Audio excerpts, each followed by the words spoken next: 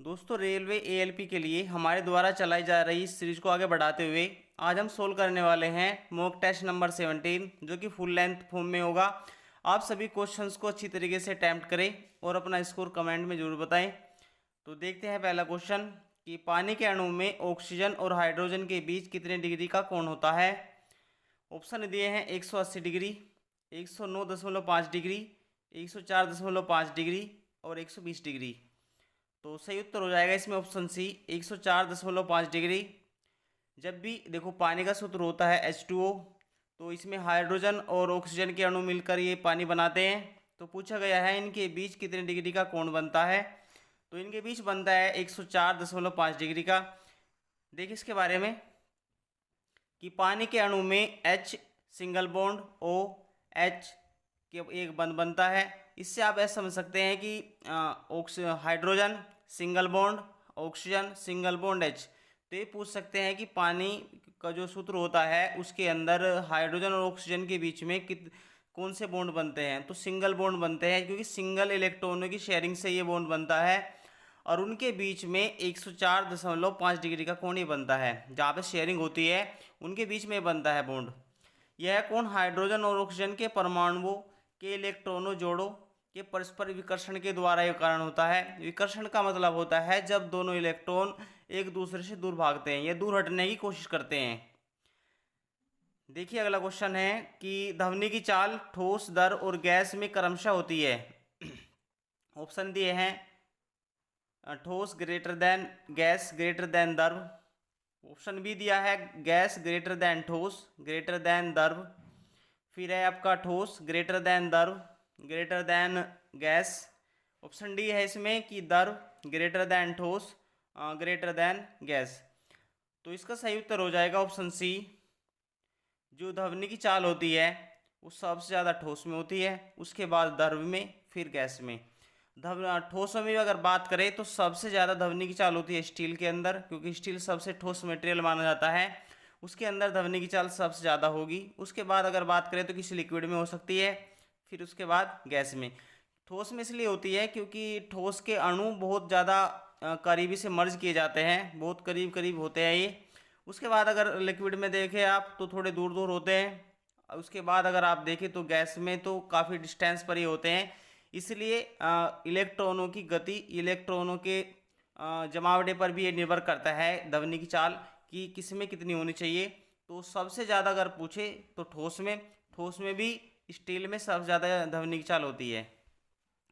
देखिए इसके बारे में कि ध्वनि की चाल ठोस में सबसे अधिक होती है क्योंकि वहाँ अणुओं के बीच की दूरी जो होती है, इलेक्ट्रॉनों के बीच की दूरी होती है वो बहुत कम होती है और विक्षेपण तेजी से होता है।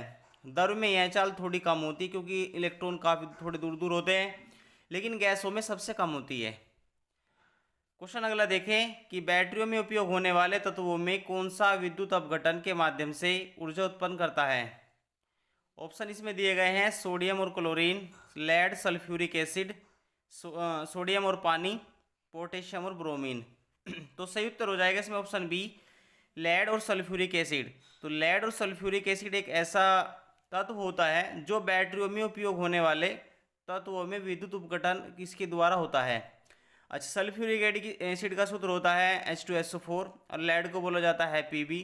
इन दोनों के माध्यम को ही या इन दोनों का ही इस्तेमाल आप बैटरियों में करते हैं जिससे कि आपकी रिएक्शन अच्छी तरीके से होती है। तो बैटरियों में इस्तेमाल होने वाला अम्ल भी H2SO4 ही है, सल्फ्यूरिक अम्ल। देखिए इसके बारे में कि लेड एसिड बैटरियों में लेड और सल्फ्यूरिक एसिड के बीच रासायनिक प्रतिक्रिया जब होती है तो विद्युत ऊर्जा से उत्पन्न होगी, क्योंकि रासायनिक ऊर्जा विद्युत ऊर्जा में बदलने लगती है इसके द्वारा। इस प्रक्रिया में लेड, सल्फेट और पानी बनते हैं जो बैटरी की ऊर्जा उत्पन्न करते हैं। देखिए जो आपकी बैटरी होती है, चार्जिंग बैटरी, उसका काम होता है रासायनिक ऊर्जा को विद्युत ऊर्जा में बदलना, और ये बदलने का काम करता है आपका सल्फ्यूरिक एसिड। देखिए अगला क्वेश्चन है कि विद्युत चुंबकीय तरंगों की सबसे कम आवृत्ति किसके लिए होती है। जो आपका विद्युत चुंबकीय तरंगें होती है तो उनकी सबसे कम आवृत्ति किसके लिए होती है। ऑप्शन दिए हैं इसमें रेडियो तरंगे, इंफ्रारेड रे तरंगे, गामा किरणें और परावैंगनी किरणें। सही उत्तर हो जाएगा इसमें रेडियो तरंगे, क्योंकि रेडियो तरंगों में विद्युत चुंबकीय तरंगों की गति जो होती है, आवृत्ति, वो सबसे कम होती है। इसके लिए कि फ्रीक्वेंसी की अगर बात करें तो रेडियो तरंगों में सबसे कम होती है। देखिए इसमें कि विद्युत चुंबकीय स्पेक्ट्रम में रेडियो तरंगों की आवर्ती फ्रीक्वेंसी सबसे कम होती है। इसकी तुलना में जो गामा किरणें होती है उनकी सबसे अधिक होती है, क्योंकि आपको सबसे कम और सबसे ज़्यादा पता होनी चाहिए। विद्युत चुंबकीय स्पेक्ट्रम जो होता है उसके अंदर फ्रीक्वेंसी या रेडियो तरंगों की आवर्ती सबसे कम होगी, गामा किरणों की आवर्ती सबसे ज़्यादा होती है, क्योंकि उन्हें सबसे ज़्यादा ऊर्जा भी यही उत्सर्जित करती है। देखिए आगे क्वेश्चन है कि मानव शरीर में रक्त में कौन सी धातु पाई जाती है। जो ब्लड होता है उसमें कौन से मेटल पाया जाता है। इसको ऑप्शन दिए हैं सोना, तांबा, लोहो, चांदी। तो सही उत्तर हो जाएगा इसमें ऑप्शन सी, लोहो। आयरन इसमें पाया जाता है, वो भी आपका हीमोग्लोबिन में पाया जाता है। ठीक है, देखिए इसके बारे में कि मानव शरीर के रक्त में लोहो की उपस्थिति होती है, जिसमें हीमोग्लोबिन के निर्माण में काफ़ी सहायक होता है, जो कि उसको कलर भी प्रदान करता है। दूसरी बात, उसमें ऑक्सीजन घुली होती है और इसका काम होता है शरीर के सभी भागों में ऑक्सीजन रहित रक्त को पहुंचाने का काम हीमोग्लोबिन करता है।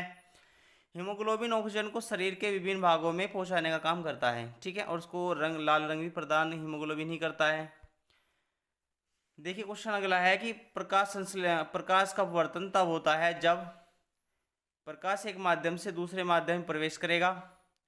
ऑप्शन बी दिया है प्रकाश एक ही माध्यम में गति करेगा, या प्रकाश की गति बदलती है, या प्रकाश का परावर्तन की क्षमता बदलती है, उसकी कैपेबिलिटी बदलती रहती है।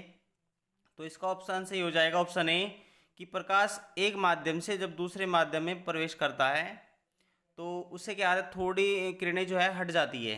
तो प्रकाश का अपवर्तन में क्या होगा कि प्रकाश एक माध्यम से दूसरे माध्यम में प्रवेश करता है, इसमें ये पूछा गया है। अच्छा, अपवर्तन होता है जब प्रकाश एक माध्यम से दूसरे माध्यम में जाएगा तो प्रकाश की किरणें थोड़ी हट जाएगी, थोड़ी झुकी हुई प्रति दिखाई देगी।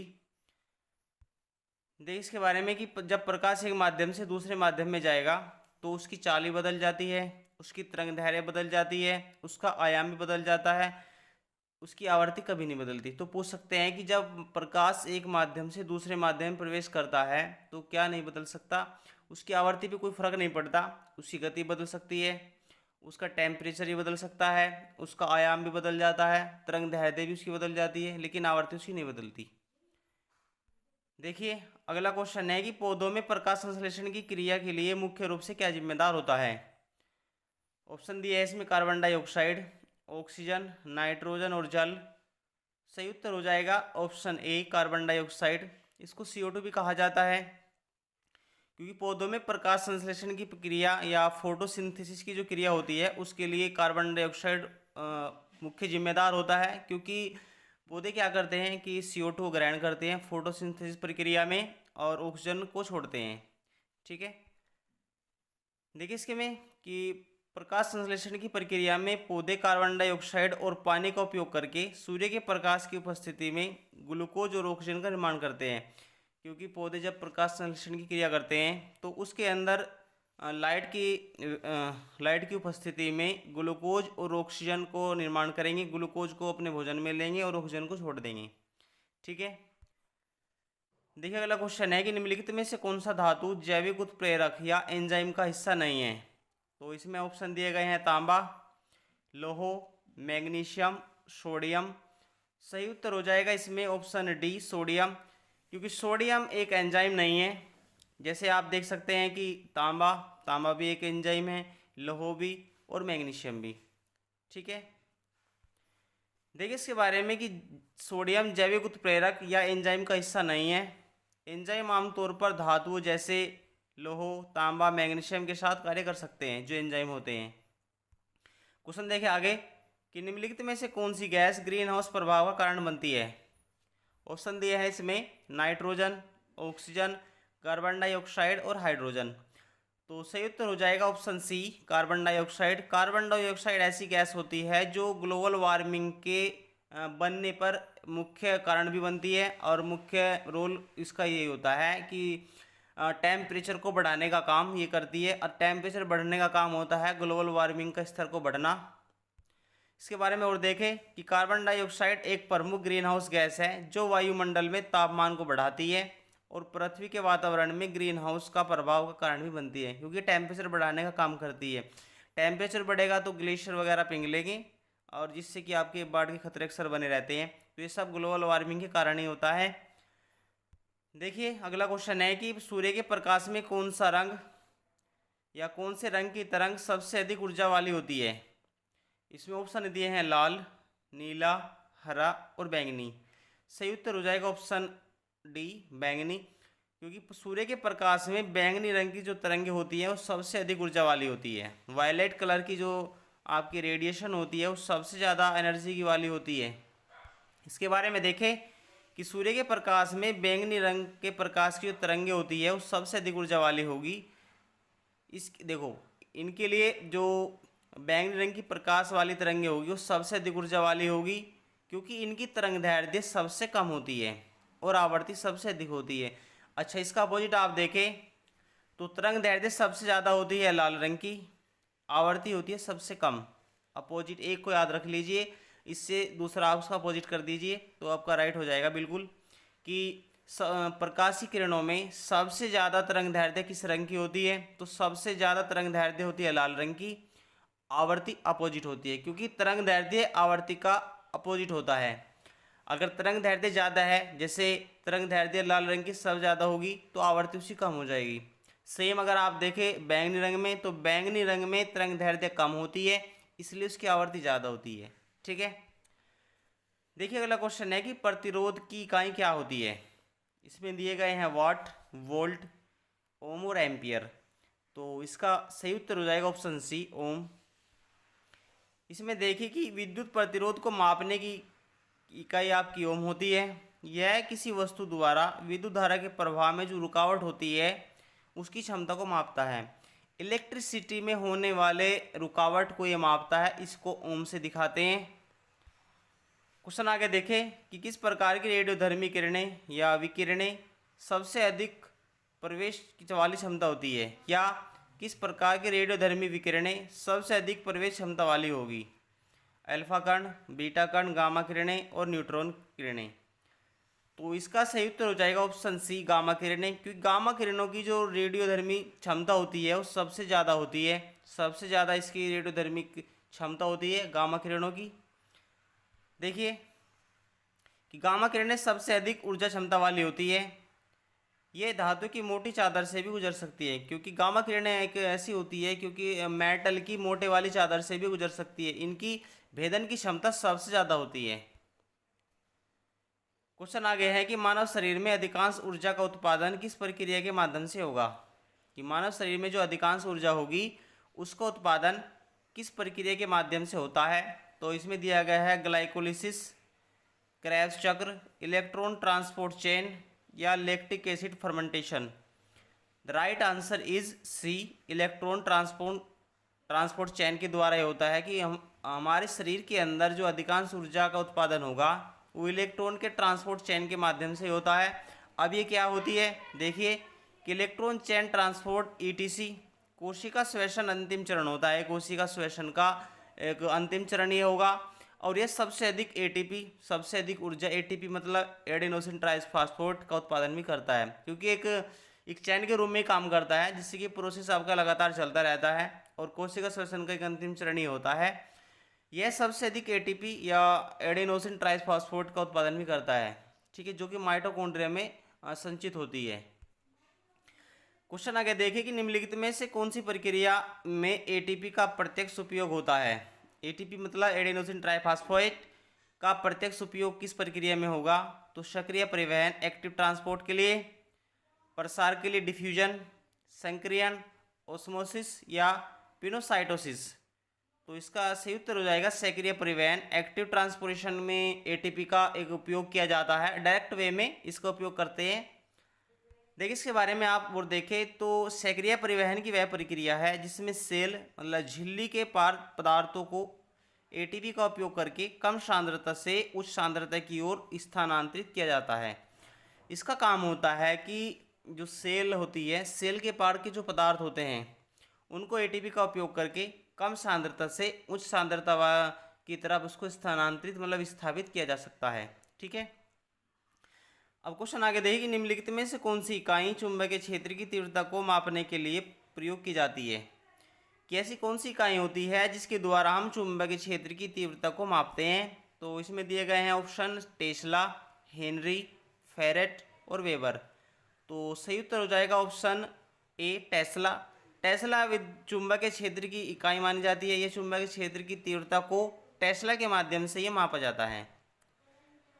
देखिए कि चुंबकीय क्षेत्र की तीव्रता को टेस्ला मापने के लिए हम टेस्ला का इस्तेमाल करते हैं। एक टेस्ला 1 वेबर प्रति वर्ग मीटर के बराबर होगा, ये पता होना चाहिए, क्योंकि एक टेस्ला जो होता है वो 1 वेबर प्रति वर्ग मीटर के बराबर होगा। क्वेश्चन आगे देखें कि हाइड्रोकार्बन में कार्बन और हाइड्रोजन के बीच किस प्रकार का बंध बनता है। जो हाइड्रोकार्बन्स होते हैं उसमें कार्बन और हाइड्रोजन के बीच किस प्रकार के बंध बनते हैं। सहसंयोजक बंध, कोवलेंट बॉन्ड, आयनिक बंध, आयनिक बॉन्ड, धात्विक बंध, मेटालिक बॉन्ड, या वेंडरवाल्स बल, वेंडरवाल्स फोर्सेस। तो सही उत्तर हो जाएगा ऑप्शन ए सहसंयोजक बंध। कोवलेंट बॉन्ड इलेक्ट्रॉनों की शेयरिंग के द्वारा जो बनते हैं, single bond, double bond, triple bond, तो ये आपके बनते हैं सहसंयोजक बंध ही होते हैं ये। देखिए इसके बारे में, हाइड्रोकार्बन में कार्बन और हाइड्रोजन के बीच सहसंयोजक बंध होगा जिसमें दोनों तत्व इलेक्ट्रॉनों को साझा करते हैं, कि इलेक्ट्रॉनों की शेयरिंग के द्वारा इसको बनाते हैं, जिससे कि आपकी प्रोसेस बनता है, अलग अगला पदार्थ बनने की प्रक्रिया होती है। क्वेश्चन आ गया है कि मानव शरीर में रक्त का पीएच स्तर कितना होता है, या पीएच स्केल वैल्यू कितनी होती है हमारे ब्लड की। तो इसमें ऑप्शन दिए गए हैं 7.4, 6.8, 7.0, 8.2। तो सही उत्तर हो जाएगा ऑप्शन ए 7.4, 7.4 होता है मानव शरीर का पीएच स्केल वैल्यू। तो देखिए इसके बारे में आप कि स्वस्थ मनुष्य के जो शरीर होता है उसके रक्त का पीएच स्तर होता है 7.35 से 7.45 के बीच होता है, जो कि थोड़ा क्षारीय होता है। अच्छा, इसके बारे में आप ये देख ले कि पीएच स्केल वैल्यू पर जिस तत्व या पदार्थ का मान 7 से कम होगा वो पूरी तरीके से अम्लीय होगा, 7 से ज़्यादा अगर हो जाता है तो वो क्षारीय होगा, और जो 7 पे होता है वो आपका उदासीन होगा, तटस्थीकरण उसको बोला जाता है। ठीक है, देखिए कि जैव प्रक्रम में ग्लूकोज को तोड़ने की प्रक्रिया को क्या कहते हैं। जब जैव प्रक्रिया होती है या उसमें ग्लूकोज को तोड़ने की प्रक्रिया को क्या कहते हैं। पाचन भी कह सकते हैं, श्वसन, प्रकाश संश्लेषण, ग्लाइकोलिसिस। तो सही उत्तर हो जाएगा ऑप्शन डी, ग्लाइकोलिसिस को बोलते हैं। देखिए जब जैव प्रकरण होता है तो उसमें ग्लूकोज को तोड़ने की जो प्रक्रिया होती है उसको ग्लाइकोलिसिस कहा जाता है। ठीक है, इसमें देखिए ग्लाइकोलिसिस एक प्रक्रिया है जिसमें ग्लूकोज का विखंडन होगा, मतलब ग्लूकोज को तोड़ा जाएगा, और यह ऊर्जा उत्पादन की प्रारंभिक अवस्था होती है, मतलब जो एनर्जी की होती है एक इनिशियल स्टेज ये होती है जिसमें एटीपी और एनएडीएच का निर्माण होता है। ठीक है, देखिए अगला क्वेश्चन है कोबाल्ट 60 का उपयोग मुख्य रूप से किस उद्देश्य के लिए करते हैं। जो कोबाल्ट 60 होती है उसमें या उसका इस्तेमाल किस उद्देश्य के लिए किया जाता है, जैसे रेडियोथेरेपी में, रेडियो डायग्नोसिस में, रेडियोग्राफी में, या खाद्य विकिरण में। तो सही उत्तर हो जाएगा ऑप्शन ए, रेडियोथेरेपी में हम कोबाल्ट 60 का इस्तेमाल करते हैं, या कैंसर के इलाज में भी कोबाल्ट 60 का इस्तेमाल किया जाता है। देखिए इसमें अगला क्वेश्चन, इसमें देखिए एक बार कि कोबाल्ट 60 एक रेडियोधर्मी समस्थानिक है जिसका उपयोग मुख्य रूप से कैंसर के उपचार में रेडियोथेरेपी के माध्यम से करते हैं। इसकी गामा किरणें कैंसर कोशिकाओं को नष्ट करने में काफ़ी मदद भी करती है, क्योंकि इसकी जो गामा किरणें होती है वो कैंसर कोशिकाओं को नष्ट करने का काम कर सकती है। क्वेश्चन आगे हैं कि जब किसी धातु के ऑक्साइड का जल में घोल बनाया जाता है तो वह घोल कैसा होता है। देखिए जब किसी धातु के ऑक्साइड का जलीय घोल बनाया जाएगा तो वो घोल कैसा होगा, अम्लीय होगा, क्षारीय होगा, न्यूट्रियल होगा, न तो अम्लीय न तो क्षारीय। सही उत्तर हो जाएगा ऑप्शन बी, क्षारीय होगा, क्योंकि जब भी कोई धातु ऑक्साइड जल के साथ क्रिया करते हैं या जल बनाते हैं तो ये होता है सिर्फ क्षारीय प्रकृति में।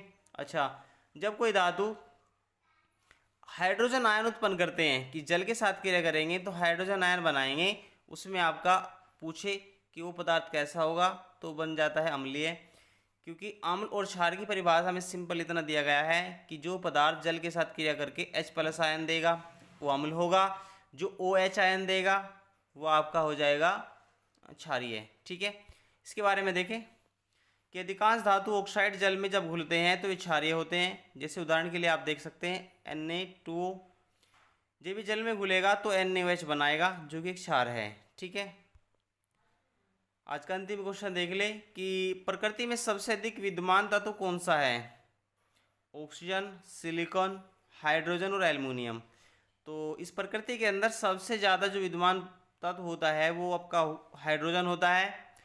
देखिए इसके बारे में कि हाइड्रोजन सबसे अधिक पाए जाने वाला तत्व है और ब्रह्मांड में सबसे हल्का और पहला तत्व यह है, क्योंकि ब्रह्मांड में सबसे हल्का तत्व भी हाइड्रोजन ही होता है और पहला तत्व भी यही होता है। यह नाभिकीय संलयन के लिए भी मुख्य स्रोत भी माना जाता है, क्योंकि सूर्य के अंदर जो एनर्जी जनरेट होती रहती है अपने आप, उसमें हाइड्रोजन और हीलियम मिलकर ही नाभिकीय संलयन की प्रक्रिया को पूरा करते हैं।